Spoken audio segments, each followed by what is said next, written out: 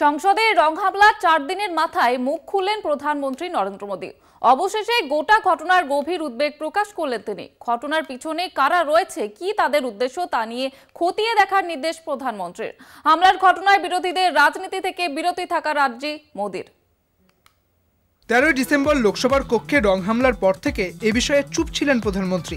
সমাজ মাধ্যমেও এ নিয়ে কোনো বার্তা তিনি দেননি। অবশেষে হামলার ঘটনার 4 দিন পর জানা গেল তাঁর প্রতিক্রিয়া। সংসদের নিরাপত্তা লঙ্ঘনের ঘটনায় গভীর উদ্বেগ প্রকাশ করলেন প্রধানমন্ত্রী নরেন্দ্র মোদী। সংসদ হানার ঘটনাটি গুরুতর, বিষয়টিকে ছোট করে দেখা উচিত নয়। লোকসভার স্পিকার ওম বিড়লাও বিষয়টিকে গুরুত্ব দিয়ে দেখছেন, প্রয়োজনীয় পদক্ষেপ করছেন। তদন্তকারী সংস্থাগুলি সব দিক খতিয়ে দেখছে।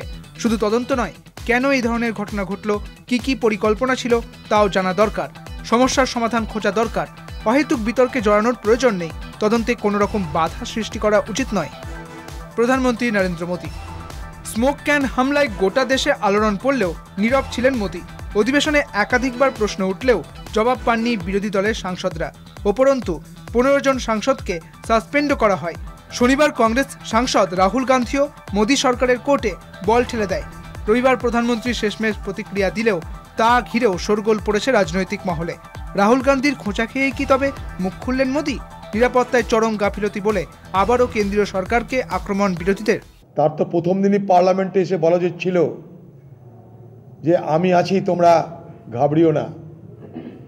সারা দেশকে সুরক্ষা দেওয়ার জন্য যিনি গ্যারেন্টি দিয়ে থাকেন, সে মোদি গ্যারেন্টির জায়গায় মোদি এখন মুশকিলের নাম হয়ে গেছে। আগে বলা হতো মোদি হ্যায় তো মুমকিন হ্যায়, নতুন স্লোগান দিতে হবে মোদি হ্যায় তো মুশকিল হ্যায়। অতএব প্রধানমন্ত্রীর অনেক আগে যে কাজ করা উচিত ছিল, বিরোধীদের চাপে তাকে আজকে মুখ খুলতে হয়েছে। बार बार प्रधानमंत्री जी सदन के सदस्यों की अवमानना करते हैं और स्वयं बाहर तो बयान दे देते हैं, सदन की सीढ़ियों पे खड़े होकर दे देंगे, लेकिन सदन का सामना नहीं करते।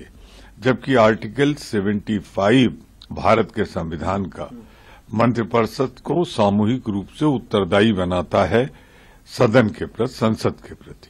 तो ये अवहेलना क्यों? নিরাপত্তার ত্রুটি, তার জন্য তারই দায়িত্ব নিতে হবে। দায়িত্ব অন্য কাউকে চাপালে চলবে না। আমরা তো বলছি, এমনকি প্রধানমন্ত্রী নয়, স্বরাষ্ট্রমন্ত্রী এসে বিবৃতি। প্রধানমন্ত্রী কুম্ভকর্ণের ঘুম ভেঙেছে 4 দিন পর দেশে এত বড় একটা সমস্যা, এবং আরো লজ্জার এবং এটা স্বৈরতান্ত্রিকতার নির্দিষ্ট লক্ষ্য যে তিনি সংসদ চলাকালীন সংসদে ভাষণ দিচ্ছেন না, না তিনি না তার স্বরাষ্ট্রমন্ত্রী, এবং তার বাইরে তারা বক্তৃতা করছেন। আসলে উনি কোন রকম যুক্তিতর্কের মুখোমুখি হতে রাজি নন।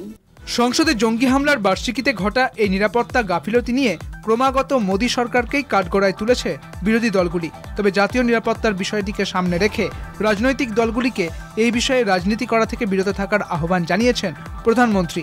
গোটা ঘটনার পুঙ্খানুপুঙ্খ তদন্তও চান প্রধানমন্ত্রী। কলকাতা টিভি।